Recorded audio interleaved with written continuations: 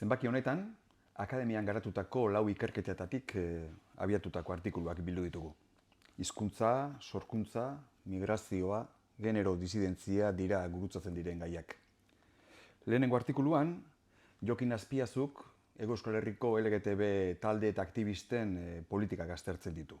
Bigarrenean, Graxi Irigaraik Ipar Euskal Herrian zinema egiteko baldintzen inguruan aztertzen du.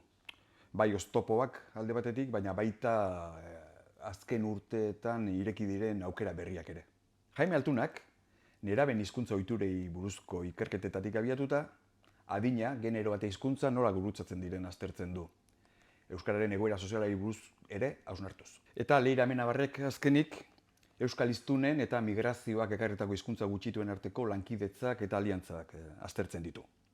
Egunen gurpilean sailean, aurtengo 3 lankideak, Xu Otero, Joanes Igeregi eta Zira Crespo.